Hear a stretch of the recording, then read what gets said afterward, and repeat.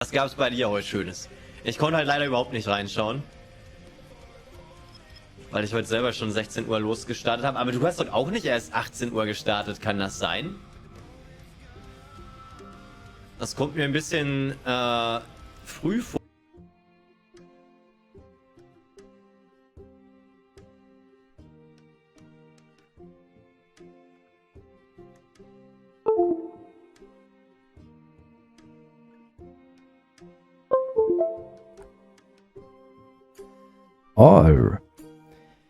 Alrighty dann, liebe Leute, damit herzlich willkommen zu einer neuen Folge Shakes and Fidget auf Server EU7. Machen wir jetzt endlich die Players to Watch, aber vorher, ganz kurz, ja, ich habe ein paar Pilze aufgeladen, habe ein bisschen jetzt gelevelt, weil ja Epic Event ist. Bin im Moment hier vor dem Magier Dungeon, der blockt schon ein bisschen und habe gedacht, gut, ein paar Pilze gebe ich aus, vielleicht kriege ich ein paar neue Epics, bin ich ein bisschen besser. Und was kriege ich? Die Waffe, die schon ein paar Stufen alt ist. Ich habe literally 3-mal geblättert und ich kriege diese Waffe. Die ist frisch nice, kann man so sagen, ja. Und ja, also da habe ich wirklich ein bisschen Glück gehabt. Dann kann ich jetzt mit dieser Waffe wirklich easy peasy durch den Dungeon gehen, Safe Call und noch mehr Level machen. Weil das Ganze aber ein paar Pilze kostet, ja, haben wir wieder das Wheel of Names dabei. Derafim ist reingerutscht. Zuletzt war es ja Mosum, Spiel, immer die Grünen haben gewonnen. Ich hoffe mal, dass diesmal vielleicht ein Nicht-Grüner gewinnt. Der kriegt dann nämlich den Code. Es sieht nicht nach Derafim aus. Es ist der Capso, mit dem ich auf EU5 ja bei der 66 bin. Glückwunsch, Capso. Du kriegst die 250 Euro. GG. So, und da sind wir auf Server 7. Wir machen jetzt die Players to Watch. Ich stehe auf 136. Ich hatte mir erstmal doch ein 100-Euro-Paket aufgeladen, da ich doch erstmal ein bisschen kalkuliert habe. Das ging dann aber halt an Capso. Und ja, ich würde sagen, wir fangen hier direkt mal an mit dem El-Chef aus dem Gemüsegarten. Und ja, jetzt sind wir ja schon mitten im Epic-Event. Er hat einige Epics am Start. Höchstwahrscheinlich auch aus dem Event ein bisschen gepusht. 121 ist am Level jetzt, vorhin oder beim letzten Mal war er Level 58. Das heißt für mich, dass der Kollege jetzt gerade die 90 Dungeons geklärt hat. Also entweder er steht vor der Mordmaschine oder er hat sie schon geklärt. Eins von beiden. SA hat da 6% erhöht auf 68,16. Das ist sehr gut. Gemüsegarten hat also hier einen starken, hat nicht nur einen starken Spieler, hat mehrere starke Spieler dabei. Also muss man mal so sagen. Und ja, dementsprechend läuft es. Freut mich auf jeden Fall. Ach ja, er hat ja auch einen Creator-Code. Da muss ich ihn dann mal auch demnächst in das Wheel reinsetzen. Mir gefällt die Waffe, die hat eine gute Spanne. Hier dann extra drin. Also bei dem Level, ne, falls du jetzt wirklich die Mordmaschine hast. Ich meine, gut, Int ist okay, aber da kann man auch sagen, man nimmt sich hier ein 3 Attribute Epic rein. Und ein Instein, ne? Also da kommt man wahrscheinlich noch ein bisschen besser.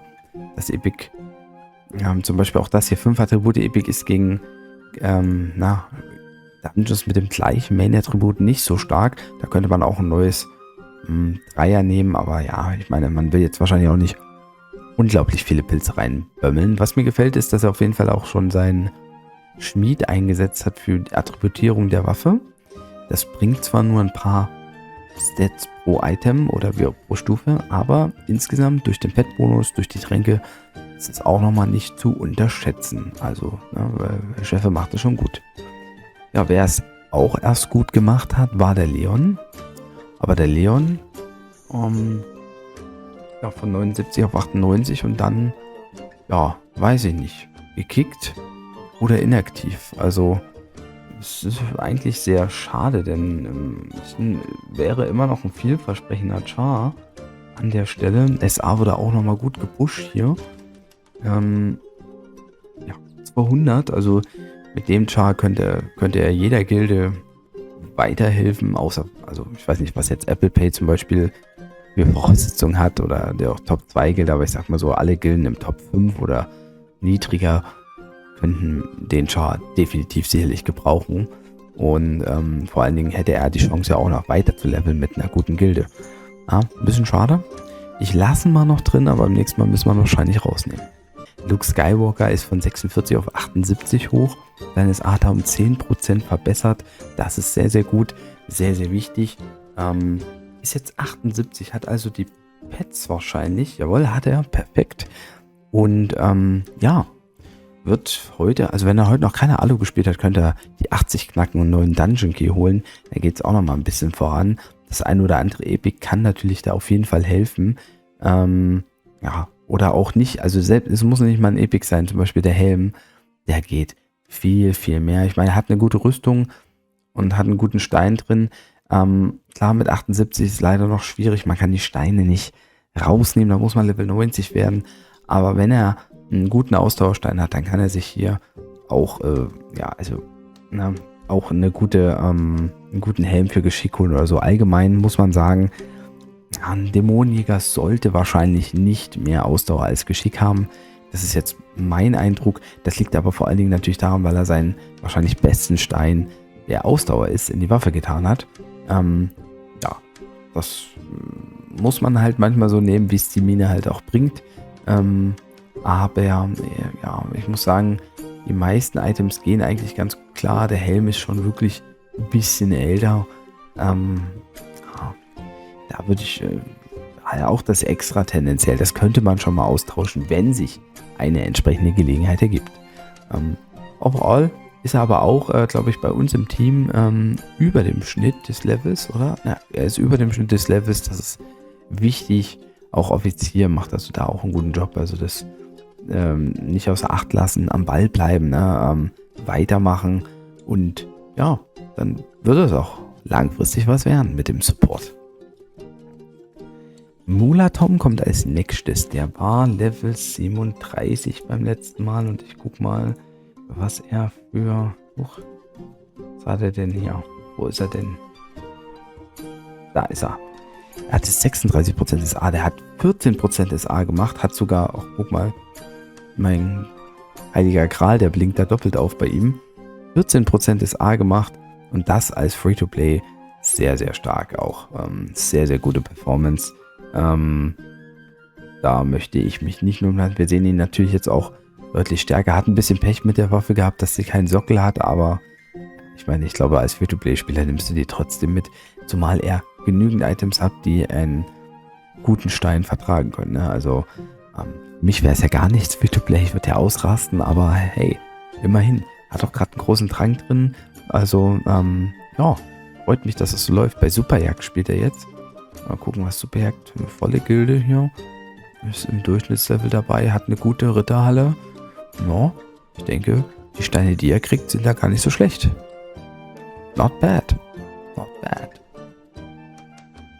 Und jetzt kommen wir zum nächsten Gemüsemann, den Sergio Kurai. Ich muss mir bloß mal angucken. Er hatte nochmal ein Lob für sein Profilbild bekommen beim letzten Mal. Der Sergio Kurai, der hatte mich übrigens auch angegriffen. Zuletzt. Habe ich gesehen, ja, ist 122 wahrscheinlich auch die, ja, ähnlich wie der El Chefe, wahrscheinlich die Mordmaschine gelegt. 61% ist aber im Netz bei 50, da hat er auch einiges gemacht, auch seine, also ich muss dich, Sergio, ich wollte dich eigentlich aus Rache angreifen, ich greife dich jetzt halt an, weil, du die Waffe, ja, ist aber die Waffe, 285 Durchschnittsschaden, 409 rechts raus, die ist nicht schlecht. Die ist nicht schlecht. Ja, also, ich hoffe, ich besiege dich. Ich sollte dich eigentlich besiegen jetzt. Aber, also ich glaube, mit den Werten, da er auch Dämonenjäger ist, könnte er auch schon die nächsten Dungeons packen. Ich sag mal, gerade in der Schwarzschädelfestung sind am Anfang nur Krieger und Kundschafter. Ich glaube, das könnte er schaffen und dann kommt er auch ganz schnell auf Level 130. Dann gibt es den Twister und dann ist er schon auf meinem Level im Prinzip, wenn er das ein bisschen durchzieht.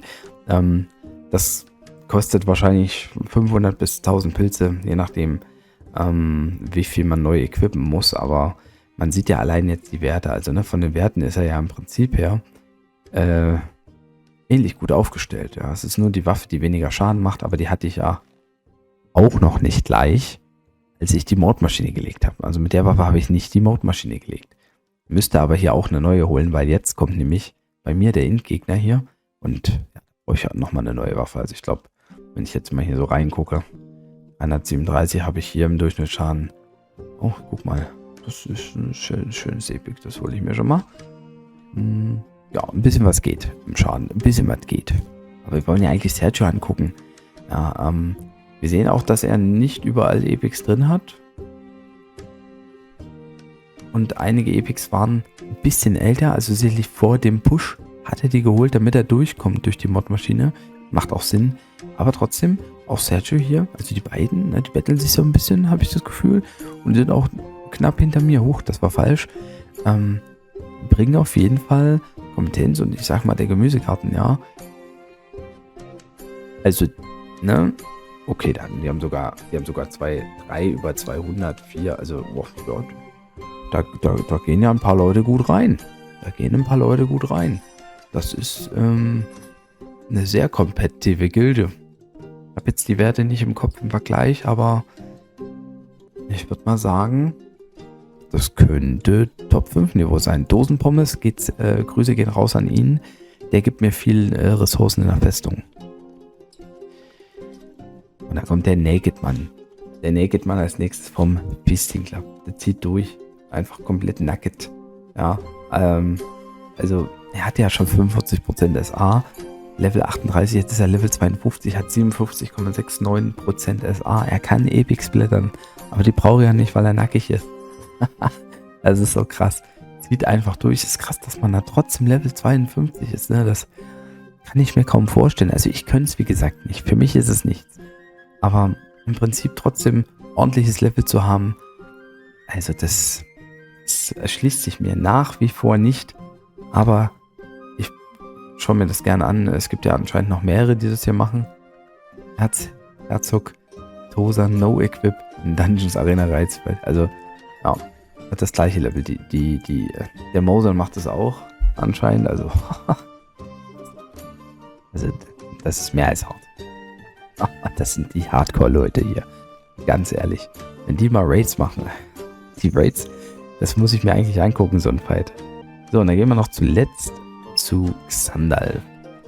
Xandalf. Ja. Hat ein Level 39 beim letzten Mal. Ist jetzt auch schon 62 hochgekommen. SA wurde auch um 15% erhöht. Die Tränke sehen auch ganz gut aus. Ja, auch was für mein SA. Ich muss echt noch, fürs SA muss ich noch ein bisschen was machen. Aber, spätest du Leon, das spielt weiterhin bei Google Pay. Hat sich im Ehrenhallenrang etwas verschlechtert gegenüber das letzte Mal. Ich glaube, das liegt dann halt doch ein bisschen daran, dass einige Items alt sind, aber wenn er da auch eher Free-to-Play rangeht, ne, und man nicht blättern kann, dann ist das halt so. Hier hat er keinen Sockel drin, dafür ein gutes Item, hier hat er ein schlechtes Item, dafür einen guten Stein über den Sockel. Ne? Also man nimmt dann immer das mit, was geht. Das ist echt das ist eine Welt, in der ich nicht überleben würde. Muss ich nochmal sagen. Ich habe schon 20.000 Mal gesagt in der Folge. Ich werde es auch bei den nächsten Folgen sagen, weil ich es einfach so krass finde. Wie sieht es bei Google Pay aus? Die sind 49, weiterhin 71 Durchschnittslevel, also da passt das von ihm noch ganz gut mit rein. Beim letzten Mal war er zwar näher dran, aber es war natürlich auch einfacher. Und wenn ein paar Leute hier pilzen, also die Leute hier oben, die haben auf jeden Fall gepilzt. Ja, das geht gar nicht anders. Ne? Dementsprechend sieht man da halt so aus und liegt im Durchschnittslevel etwas zurück. Das geht gerade zum Serverstart relativ schnell. Oh, ich habe gegen ihn verloren. Das wird sich bei Xandalf dann aber auch noch ein bisschen wieder nach oben anpassen, bin ich mir sicher. Ja, ansonsten war es das eigentlich schon an der Stelle. Und ja, ich freue mich, dass ihr reingeschaut habt. Falls es jemand gibt, der noch mitmachen will bei der Players to Watch of EO7, dann schreibt mir gerne in die Kommentare oder in-game. Nehme ich euch gerne mit auf beim nächsten Mal. Vielleicht schauen wir uns Montag wieder rein oder dann im Laufe der Woche. Haut rein, macht das. Tschüss und Servus, euer Basti. Ciao, ciao.